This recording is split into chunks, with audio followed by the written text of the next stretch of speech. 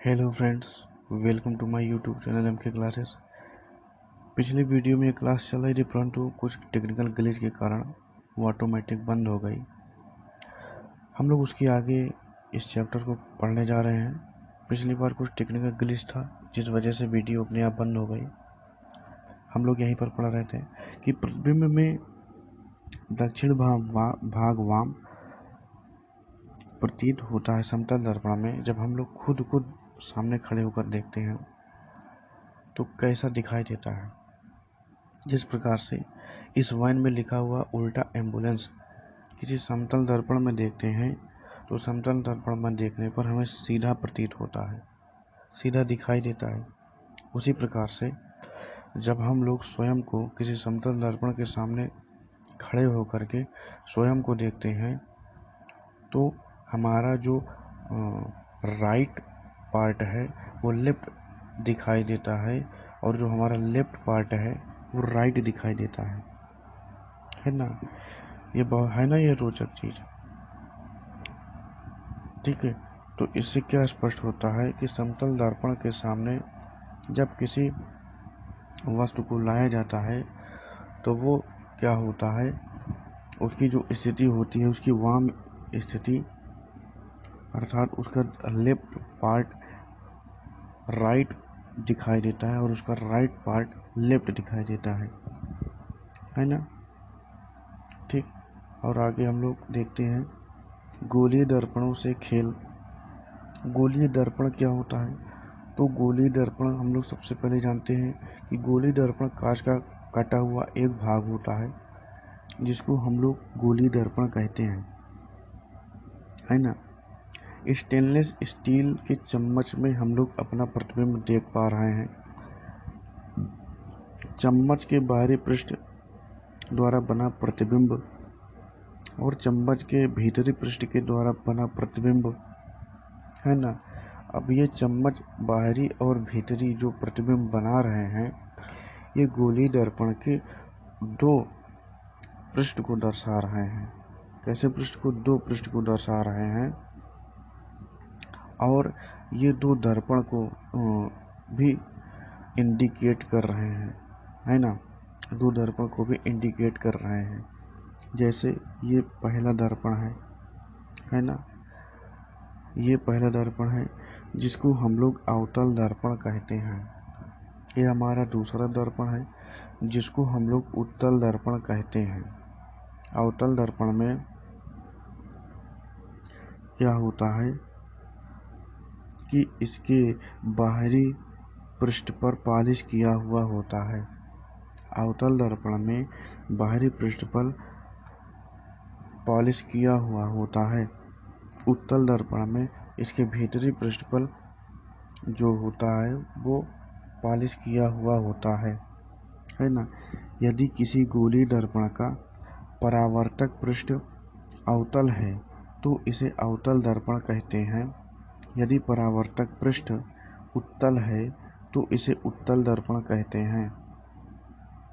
ये हो गया आपका अवतल दर्पण और ये हो गया आपका उत्तल दर्पण, है ना। इसके पहचानने का जो जरिया है वो ये है कि अवतल दर्पण के बाहरी पृष्ठ पर पॉलिश किया जाता है और उत्तल दर्पण के आंतरिक पृष्ठ पर पॉलिश किया जाता है ना। आगे देखते हैं।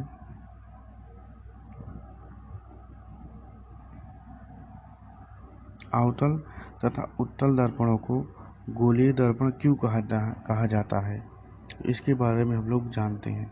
तो रबड़ की एक गेंद लीजिए तथा इसके एक भाग को चाकू अथवा आरी से काटिए।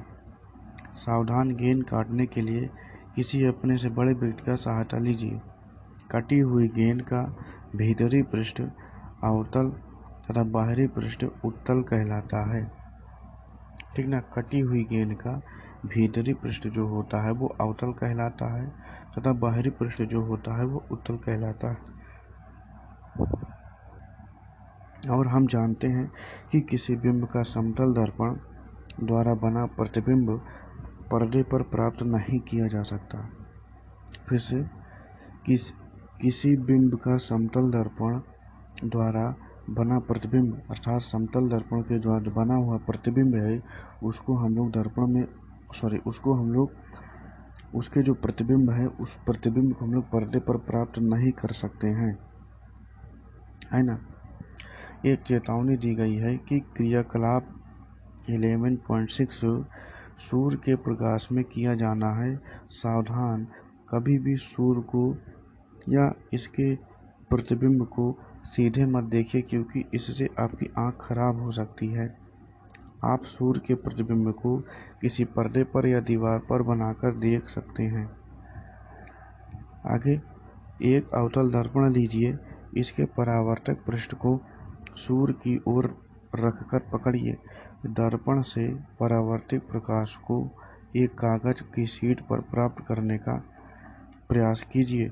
कागज की शीट को तब तक आगे पीछे कीजिए जब तक कि आपको एक तीक्ष्ण यानी स्पष्ट चमकदार बिंदु प्राप्त न हो जाए, जैसा कि इस चित्र में एक चमकदार बिंदु हमें ये नजर आ रहा है। चमकदार बिंदु प्राप्त न हो जाए। दर्पण तथा कागज की शीट को कुछ मिनट के लिए स्थिर रखिए। क्या कागज जलना प्रारंभ कर देता है? अब ये तो आप करने के बाद पता चल पाएगा। तो यह चमकता बिंदु वास्तव में सूर्य का प्रतिबिंब ही है। यह चमकदार बिंदु वास्तव में सूर्य का प्रतिबिंब ही है। तो ध्यान दीजिएगा कि यह प्रतिबिंब कागज की शीट पर बन रहा है। पर्दे पर बनने वाले प्रतिबिंब को वास्तविक प्रतिबिंब कहते हैं। कि पर्दे पर बनने वाले प्रतिबिंब को वास्तविक प्रतिबिंब कहते हैं। स्मरण रखिए कि क्रियाकलाप 11.2 में समतल दर्पण द्वारा बने मोमबत्ती की लौ के प्रतिबिंब को पर्दे पर प्राप्त नहीं किया जा सकता था। इस प्रकार के प्रतिबिंब को आभासी प्रतिबिंब कहा जाता है। यानी कि समतल दर्पण के द्वारा जो बनने वाला प्रतिबिंब है वो आभासी प्रतिबिंब होता है। तो इसी प्रकार से कि पर्दे पर जो बनने वाला प्रतिबिंब है, पर्दे पर बनने वाला प्रतिबिंब है उसको जो है पर्दे पर लिया जा सकता है, इसलिए इसको वास्तविक प्रतिबिंब कहा जाता है। यहाँ पर पर्दे पर मोमबत्ती की लौ का प्रतिबिंब प्राप्त करने का प्रयत्न किया जा रहा है। इसके लिए पर्दे को दर्पण की ओर अथवा दर्पण से दूर उस समय तक सरकाइए जब तक कि लौ का तीक्ष्ण प्रतिबिंब न प्राप्त हो जाए। ध्यान रखिए कि मोमबत्ती से दर्पण पर पड़ने वाले प्रकाश को पर्दा बाधा न पहुँचाए। क्या यह प्रतिबिंब वास्तविक है या आभासी है? क्या इसका सहज लौ जितना है यानी साइज लौ जितना है? तो अब मोमबत्ती को दर्पण की ओर लाइए तथा इसे अलग अलग दूरियों पर रखिए। प्रत्येक अवस्था पर पर्दे पर प्रतिबिंब प्राप्त करने का प्रयत्न कीजिए और अपने जो प्रेक्षण है इसको इसमें अंकित कीजिए। और अब हम लोग अवतल दर्पण और उत्तल दर्पण के प्रयोगों के बारे में डिस्कस करेंगे कि इनका उपयोग किन जगहों पर होता है। हम देखते हैं कि अवतल दर्पण द्वारा बना प्रतिबिंब साइज में बिंब से छोटा या बड़ा हो सकता है। प्रतिबिंब वास्तविक अथवा आभासी भी हो सकता है। और नेक्स्ट, अवतल दर्पणों का उपयोग अनेक प्रयोजनों के लिए किया जाता है। जैसे संभवतः आपने डॉक्टरों को आँख, कान तथा नाक, गले का निरीक्षण करते समय अवतल दर्पण का उपयोग करते देखा होगा। दंत विशेषज्ञों द्वारा अवतल दर्पण का उपयोग दांतों का बड़ा प्रतिबिंब देखने के लिए करते हैं। यहाँ फिगर में दंत चिकित्सक एक मरीज के दांत को अवतल दर्पण के द्वारा देखते हुए दिखाया गया है। और आगे नेक्स्ट देखते हैं कि टॉर्च, कार तथा स्कूटरों के अग्रदीप अर्थात हेडलैम्प के परावर्तक पृष्ठ जो होते हैं उसकी भी आकृति अवतल होती है। और बूझो ने अपनी नई साइकिल की घंटी के चमकदार पृष्ठ में अपना प्रतिबिंब देखा। उसने देखा कि उसका प्रतिबिंब सीधा तथा साइज में छोटा दिखाई दे रहा है। उसे उत्सुकता हो गई कि क्या घंटी भी एक गोली दर्पण है। क्या आप पहचान सकते हैं कि यह किस प्रकार का दर्पण है? ध्यान दीजिए कि घंटी परावर्तक पृष्ठ जो होता है वो उत्तल होता है ना। घंटी का जो परावर्तक पृष्ठ है वो उत्तल होता है। और यहाँ पर एक गाड़ी में एक दर्पण को दिखाया गया है। ये जो दर्पण होता है ये उत्तल दर्पण होता है। उत्तल दर्पण जो होता है बहुत ही बड़े पृष्ठ को, बहुत ही बड़े क्षेत्र को एक छोटे से क्षेत्र में अर्थात उत्तल दर्पण में देखा जा सकता है। तो उत्तल दर्पण जो होता है वो अपसारी होती है। क्या होता है? अभिसारी होता है। और जो अवतल दर्पण होता है वो अपसारी होता है। अब यहाँ पर अभिसारी और अपसारी के बारे में डिस्कस थोड़ा सा करेंगे और इस चैप्टर में इसके बारे में बहुत ही डिटेल्स दिया गया है। यहाँ पर आपको थोड़ा सा हम लोग समझाने का प्रयास करेंगे कि अपसारी क्या होता है, अभिसारी क्या होता है। जैसे दो पार्ट में कर लेते हैं। जैसे ये एक प्रकाश किरण पुंज है, ठीक, और ये प्रकाश किरण पुंज इस पृष्ठ पर पड़ा और यहाँ पर अभिसारी का मतलब होता है कि इस फैले हुए प्रकाश को किसी एक पॉइंट पर केंद्रित करना। ये हो गया आपका अभिसारी। और अपसारी क्या होता है कि एक बहुत ही छोटे पॉइंट से किरण पुंज जो आ रहा है किसी पृष्ठ पर पड़ने के बाद इसका जो फैलाव है वो बढ़ा दिया जा रहा है, यानी इस प्रकाश के किरण पुंज का फैलाव कर दिया जा रहा है। तो इसको हम लोग कह सकते हैं कि अपसारित हो रहा है, यानी अपसार हो रहा है। तो जिस दर्पण से किरण का फैलाव हो, अपसार हो, उसे हम लोग अवतल दर्पण कहते हैं।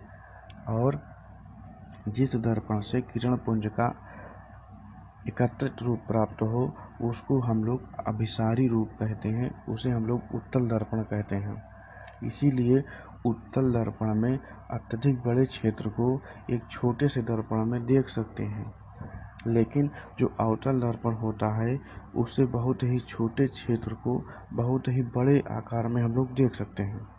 इसलिए जो चिकित्सक होते हैं, डॉक्टर होते हैं, वो अवतल दर्पण का इस्तेमाल करते हैं, क्योंकि एक बहुत ही छोटे से बिंदु को बहुत बड़े आकार में दिखाई देता है। और इसके अलावा जो गाड़ियों के साइड मिरर होते हैं उसमें उत्तल दर्पण का इस्तेमाल होता है, जिससे कि पीछे जो बहुत ही बड़े दृश्य हैं उसको एक छोटे से दर्पण में हम लोग आसानी से और स्पष्ट देख सकें, इसलिए उसमें उत्तल दर्पण का इस्तेमाल होता है। आज के इस क्लास में हम लोग यहीं तक डिस्कस करेंगे, ठीक ना। डिस्कस उतना ही होना चाहिए जितना चीज़ें समझ में आए, है ना।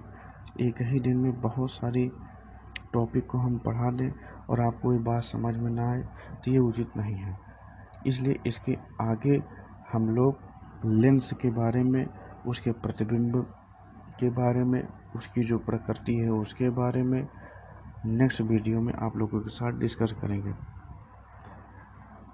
आज का टॉपिक आपको यदि समझ में आए हो तो हमारे वीडियो को लाइक करें, कमेंट करें, शेयर करें। मेरे चैनल यमके क्लासेस को सब्सक्राइब करना न भूलें और अपने दोस्तों को यह वीडियो शेयर ज़रूर करें, जिससे आपके साथ साथ उनको भी ये पढ़ने में मदद मिले, उनकी पढ़ाई को पूरा करने में मदद मिले। मिलते हैं आपसे नेक्स्ट वीडियो में। तब तक के लिए नमस्कार, जय हिंद, वंदे मातरम, राधे राधे।